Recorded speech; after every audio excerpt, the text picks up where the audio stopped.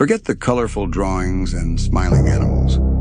Noah's Ark wasn't a vacation cruise. It was the most claustrophobic, dark, and terrifying survival scenario in human history.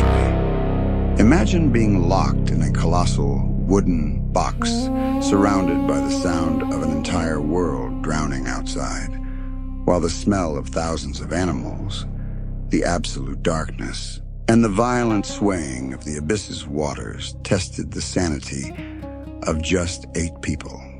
Today, you'll discover the terrifying reality of life inside the Ark that nobody tells you. What you are about to hear is not a children's story. It is a reconstruction based on the original Hebrew text of Genesis, Mesopotamian cuneiform records, naval engineering research by Dr. S.W. Hong of Seoul University, and animal husbandry and food logistics calculations published by John Woodmore-App. When you combine theology with science, what emerges is not a pretty picture. It is a survival nightmare that would make any modern military expert break out in a cold sweat. Let's start with the obvious, the structure. The book of Genesis, chapter 6, verses 15 and 16, gives us the exact dimensions: 300 cubits long, 50 wide, and 30 high. In modern measurements, this is equivalent to approximately 137 meters long, 23 meters wide, and 14 meters high. To give you an idea, that's almost half the length of the Titanic, but don't be fooled by the comparison. The Titanic was a palace of steel and electricity. The Ark was a box of crude wood, sealed with pitch. The Hebrew text uses the word tebah to describe the Ark, and tebah doesn't mean ship. It has no keel, no rudder, no sail, no bow cutting through waves. Tebah means box, literally a floating rectangular coffin, a cargo barge without any navigation system. Noah wasn't steering the Ark. Noah was at the complete mercy of the currents. This wasn't a journey. It was a sentence. Now consider the material. Genesis mentions gopher wood. No one knows for sure what gopher was. Some scholars point to cypress, others to a resinous conifer from the ancient Near East. Whatever the wood, it was covered inside and out with gopher, bitumen, pitch, natural tar. Imagine the smell. Before a single animal even entered, the interior of the Ark already reeked of hot resin and molten tar. That heavy, oily smell that clings to your throat and lungs. And that was just the beginning. The Ark had 3 decks. Genesis is specific about this. 3 levels. A single side door, which God himself closed, according to chapter 7, verse 16. And at the top, an opening of 1 cubit, about 45 centimeters. A slit. That was all the ventilation, all the light that came in. For a structure the size of 1.5 football fields. There were no side windows, there were no hatches. When that door closed, the outside world ceased to exist.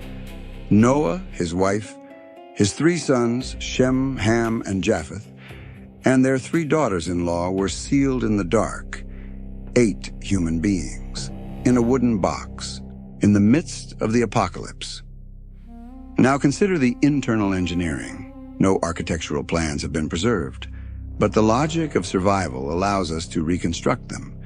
Each floor needed partitions, enclosures for animals of different species which could not mix, carnivores separated from herbivores, reptiles in environments distinct from mammals, birds in cages, insects contained. The text of Genesis chapter 6, verse 14, mentions kinnim, nests, compartments, cells. The Ark inside was not an open space. It was a labyrinth of narrow corridors, wooden enclosures, and straw platforms, all crammed into 3 cramped floors, poorly lit by oil lamps that flickered with each wave. In 1993, Dr. S.W. Hong and his team at Seoul National University conducted a naval engineering study on the feasibility of the Ark. The conclusion was surprising. The biblical proportions, 6:1 in length-width ratio, are almost ideal for stability on the open sea. The ark didn't need to sail, it needed not to capsize. And those proportions, according to calculations, would allow it to withstand waves up to 30 meters high. But withstanding 30-meter waves doesn't mean the experience was comfortable. It means the ark didn't sink. Those inside felt each wave like an earthquake. The wood creaked, the pitch crackled, the animals screamed, and there was nowhere to run. And consider what came before. The construction. The text doesn't specify how long it took, but Jewish and Christian tradition speaks of decades. Imagine the effort of felling, transporting, cutting, and fitting enough wood to build a structure with an internal volume of 43,000 cubic meters, without a chainsaw, without a crane, without a truck, with bronze and copper tools, human hands, and perhaps the reluctant help of children who didn't yet fully understand what their father was doing. Noah built the ark amidst the scorn of everyone around him. Each plank nailed was an act of faith against the unanimous opinion of an entire civilization. And when the last layer of bitumen was applied and the last nail was driven in, no one applauded. No one believed. Until the sky darkened. Let's talk about something no children's book illustrates: manure. John Woodmarapp, a researcher who dedicated years to calculating the logistics of the ark, estimated that the total number of animals on board would be around 16,000, not millions. The Bible speaks of kinds, not breeds.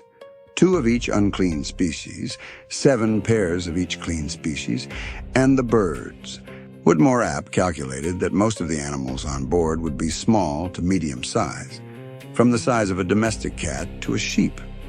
Even so, 16,000 animals produce a brutal amount of waste. Conservative estimates speak of 12 tons of manure per day. 12 tons every day for more than 370 days. Do the math. That's more than 4,400 tons of feces accumulated throughout the flood. And this manure couldn't simply be thrown out. There was no open deck. There was no discharge hatch in the first 150 days when the waters were at their peak and the rain wouldn't stop. That material needed to be removed manually, bay by bay, transported through narrow corridors and piled up at some storage point. 8 people doing that.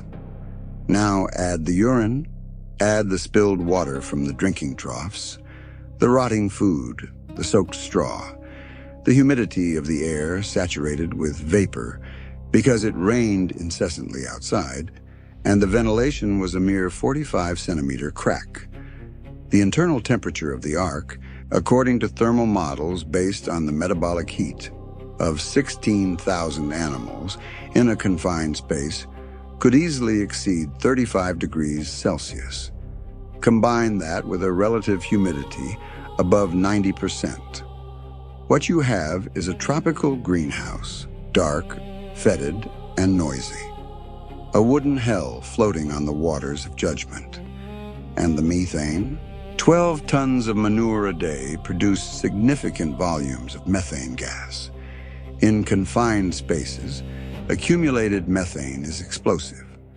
A single knocked-over oil lamp, a flint spark to light a cooking fire, and the entire ark could turn into a fireball.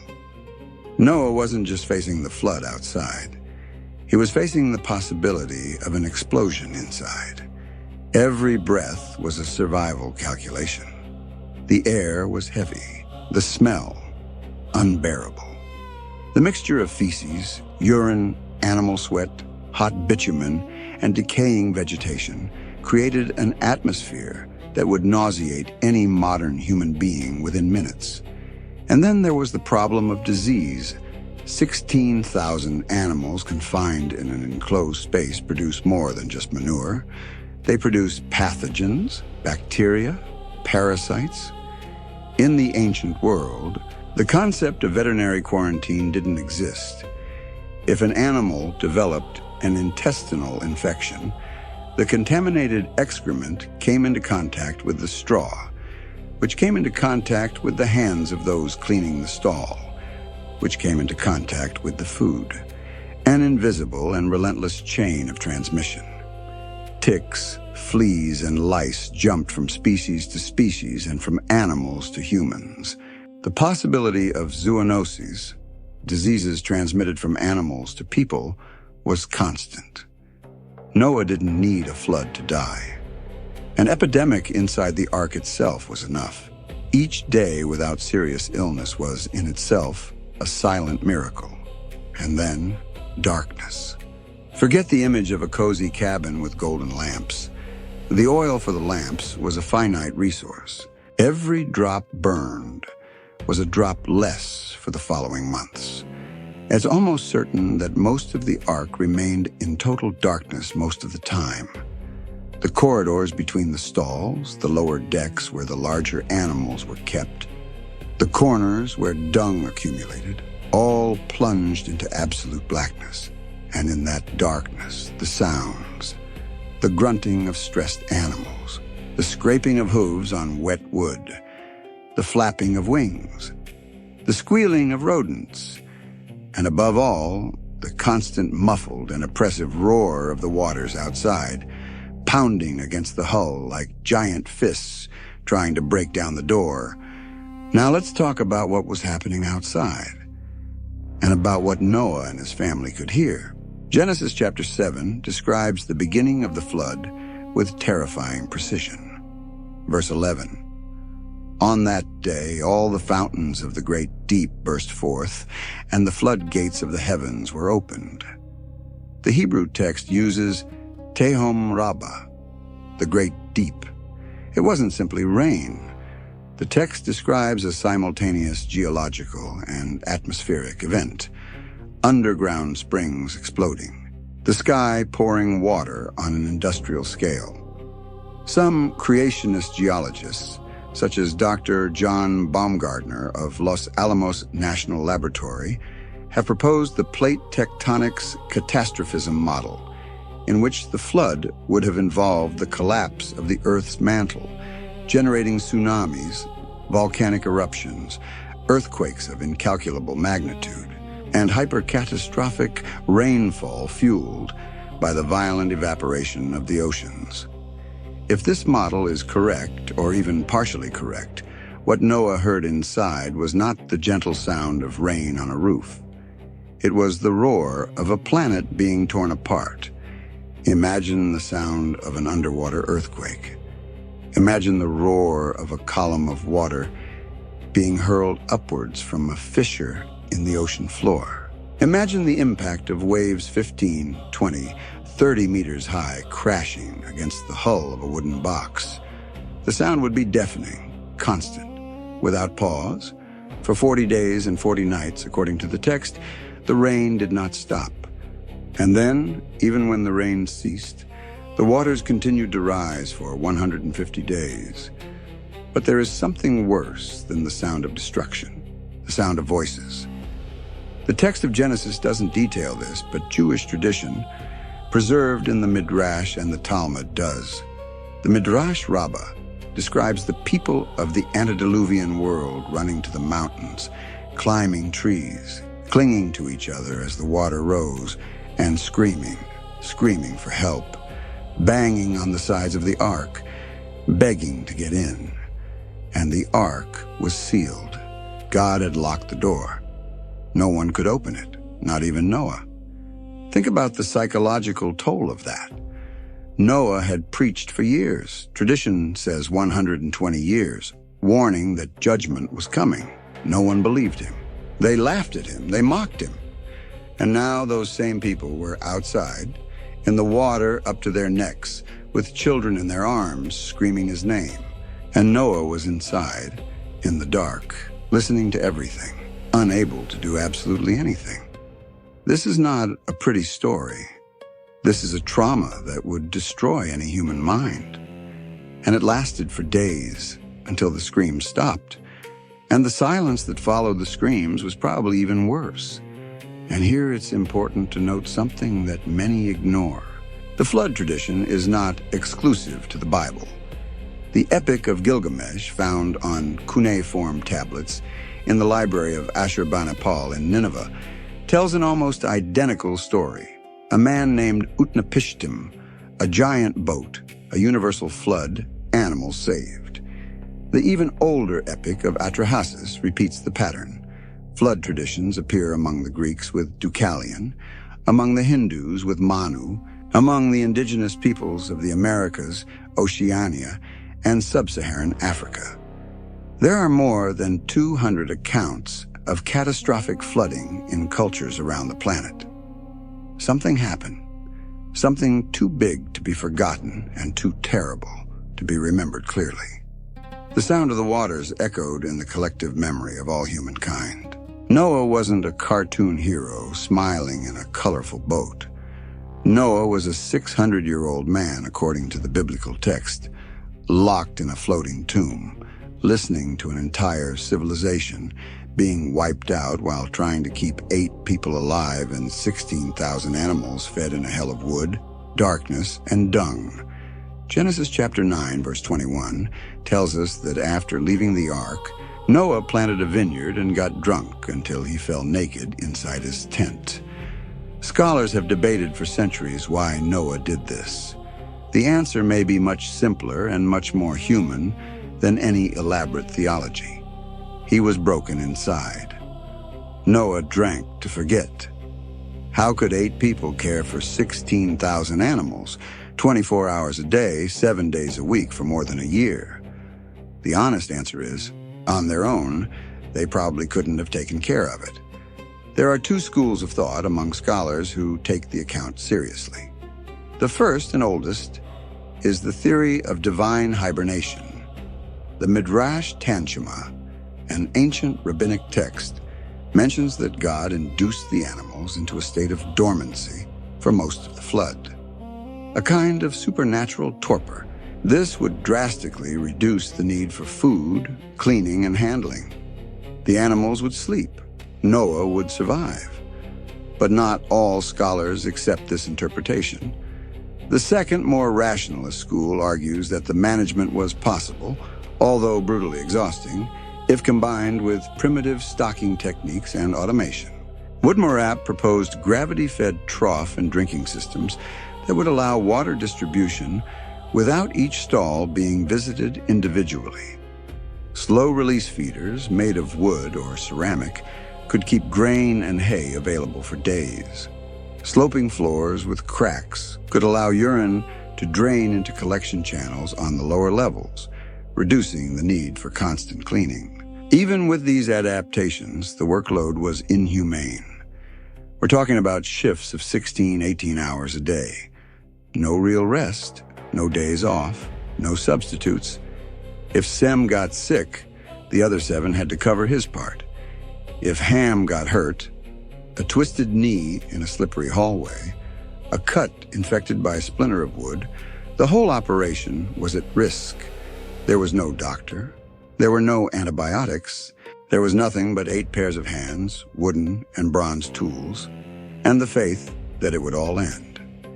And then there were the animals that didn't sleep. The predators. Even if the theory of divine hibernation is partially correct, the Bible mentions that Noah fed the animals. Genesis chapter 6, verse 21. Take with you some of all food that is eaten and store it up for yourself. It will be for food for you and for them. If the animals were completely asleep, why mention food? This suggests that at least some of the animals were awake. And among these were big cats, bears, carnids, birds of prey. Imagine feeding a pair of lions in a wooden pen by the light of a single lamp, while the floor shakes and the air smells of death. Each meal was a risky operation. Each open pen door was a moment of real danger. One mistake, and Noah would lose one of his sons. Jewish tradition tells a significant story. The Midrash relates that Noah was bitten or injured by a lion because he delayed feeding it. He was injured and limping for part of the journey. Literal truth or allegory, the message is the same. The ark was not a sanctuary. It was a biological combat zone, where exhausted humans handled stressed beasts in an environment that was, each day, a little dirtier, a little hotter, a little more fetid, and a little more dangerous. What did Noah and his family eat? Before the flood, Genesis chapter 1, verse 29 indicates that the human diet was vegetarian, grains, fruits, and seeds. Permission to eat meat only appears after the flood, in Genesis chapter 9, verse 3. This means that during the journey, the family likely ate dried grains, dates, figs, lentils, chickpeas, and unleavened bread made from stored flour. No fresh meat, no milk since the animals were in survival mode, no fresh fruit after the first few weeks when perishable reserves ran out. Food preservation in the ancient world was limited to simple methods: sun drying, salting, fermentation, and storage in jars sealed with wax or clay. In the ark, where relative humidity was extremely high and internal temperatures were tropical, these methods were put to the extreme test. Grains stored in humid environments develop mold within weeks. Mycotoxins produced by Aspergillus and Penicillium can cause severe poisoning, diarrhea, vomiting, and, in extreme cases, liver failure. Keeping food supplies dry and free from contamination was, literally, a matter of life or death. And the water? The ark didn't have a sophisticated rainwater harvesting system.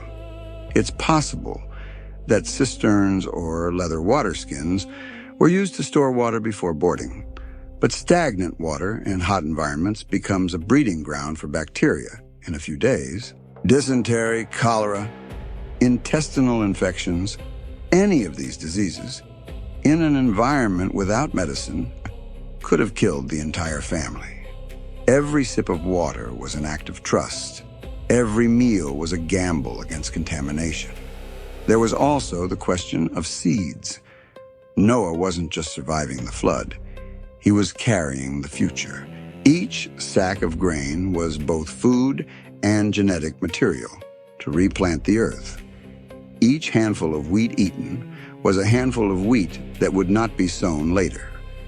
Each fruit consumed was a tree that would not grow. Managing these reserves required a cruel balance between present hunger and future hope. Eat too much today, and the world after the flood starves. Eat too little, and you don't survive to see the world after the flood. Meals on the ark were not moments of pleasure. They were rationing operations, measured portions. Calories calculated by instinct and experience. Stale bread, unseasoned lentils, sticky dates darkened by dampness.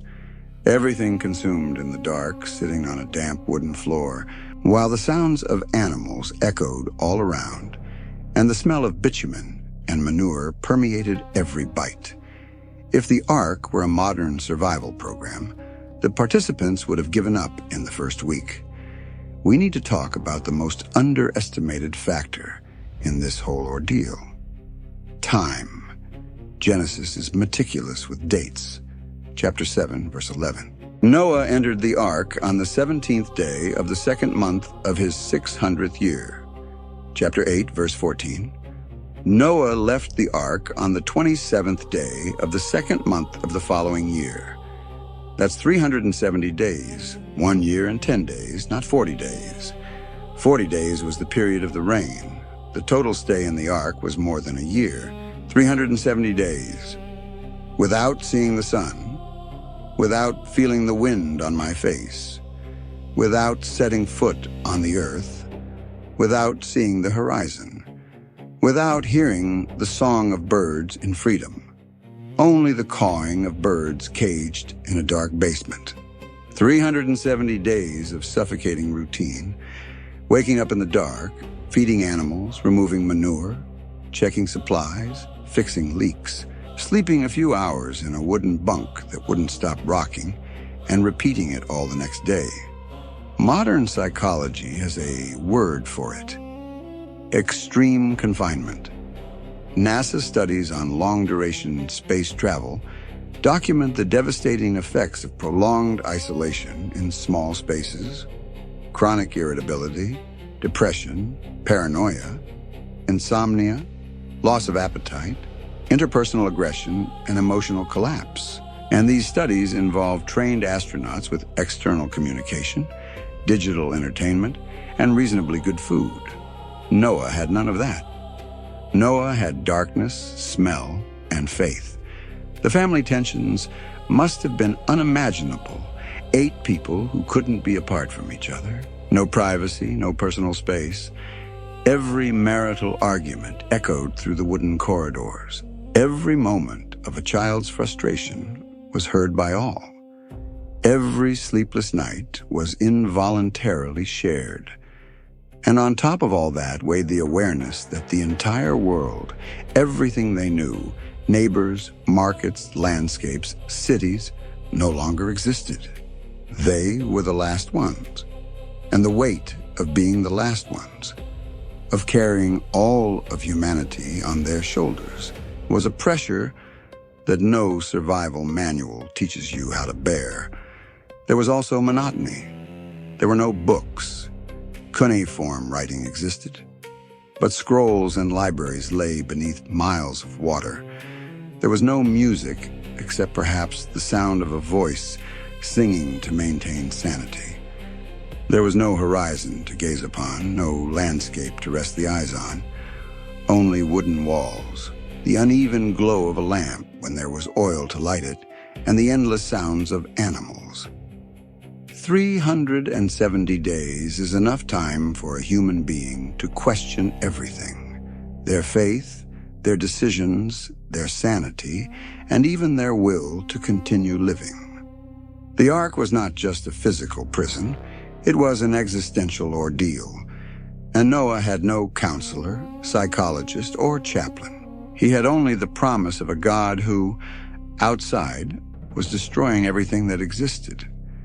Genesis chapter 8 recounts that Noah first sent out a raven, which went and returned.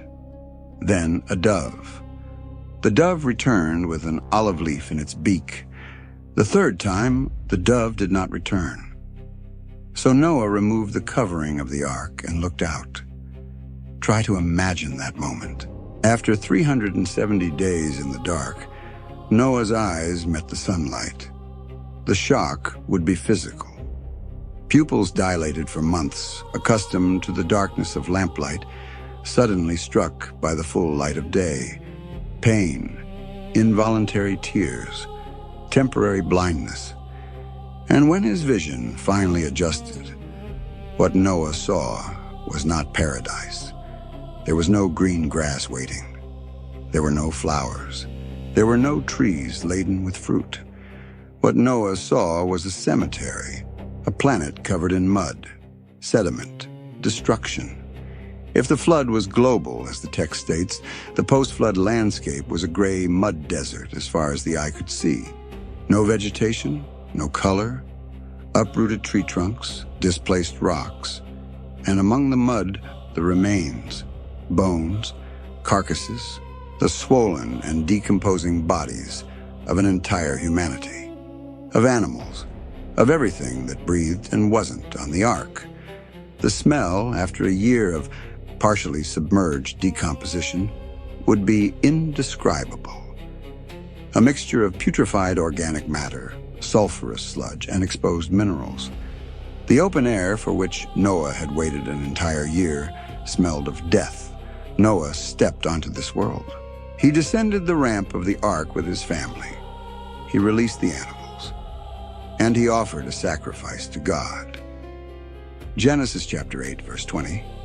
Then Noah built an altar to the Lord and took some of every clean animal and clean bird and offered burnt offerings on it. This detail is often read as a gesture of gratitude, and it was. But consider what it also signifies. Noah had just spent a year keeping these animals alive, feeding them, cleaning up their waste, protecting them. And the first thing he did upon leaving was sacrifice some of them, burn them on an altar, the smell of burning flesh mingling with the smell of death that covered the world. Noah's gratitude was drenched in blood and ashes. It wasn't a clean celebration. It was a visceral ritual of a shattered survivor giving thanks for being alive. And then came life after the ark. And life after the ark was not easy. There was no supermarket. There was no neighboring village. There was no road. There was nothing. Noah and his family were, literally, the only 8 people on the planet. Every house needed to be built from scratch. Every field needed to be plowed for the first time. Every tool needed to be manufactured. Every seed needed to be planted in soil soaked with mud and human remains, with no guarantee that it would germinate. It was restarting the entire civilization with 16 hands and no infrastructure. And Noah, the man whom God called righteous and blameless in his generation, the text shows us a man who plants a vineyard, drinks until he loses consciousness, and is found naked by his own son. Genesis chapter 9 doesn't hide this. It doesn't romanticize it. It doesn't justify it. It simply records the fall of a man who carried an impossible burden for too long. Modern psychologists would call this post-traumatic stress disorder. Theologians call it the consequence of the fall. Whatever the label, the portrait is the same. A broken survivor, trying to numb the pain of having witnessed the end of the world from inside a wooden box. The story of Noah's Ark is not a children's fable. It never was. It is the most brutal account of judgment and survival in the entire Bible. It is a story about God's patience running out, about a world so corrupt that the only solution was to erase it and start over. And it is a story about the cost of being the last righteous person in an unrighteous generation. Noah was not spared suffering. Noah was spared death. And between being spared suffering and being spared death lies a huge, dark, and foul-smelling abyss, exactly 300 cubits wide. When you look at the ark with adult eyes, with the weight of history, science, archaeology, and theology, what emerges is not a small boat with a giraffe smiling out the window. What emerges is a testament to human resilience at the absolute limit. Of faith tested not by comfort, but by darkness. Of obedience not as an abstract virtue, but as a daily decision to continue removing dung, feeding lions and rationing lentils in a floating coffin while the world screams outside. That is the true story of the ark, and now you know it. Noah survived to tell the tale. But the secrets of the world he left behind were recorded long before him by his great-grandfather Enoch, the man who, according to the Bible, did not die because God took him. Have you ever wondered why the book that explains exactly who the giants who ruled the earth in Noah's day were, the Nephilim, the children of fallen angels and human women, why was this book removed from the biblical canon? Why was the book of Enoch, quoted by the Apostle Jude himself in the New Testament, hidden for centuries in Ethiopian monasteries, while the rest of Christendom was instructed to ignore it? Who were the watchers? What did they teach humanity? And why is God's decision to send the flood directly linked to what Enoch saw in the heavens? The answers are in the book that was censored. And we're going to open it. Click on the video that's appearing on your screen now and discover why the Book of Enoch was erased and what it reveals about the true reason for the flood. Subscribe to the channel so you don't miss any chapter of this investigation. The hidden truth is just beginning.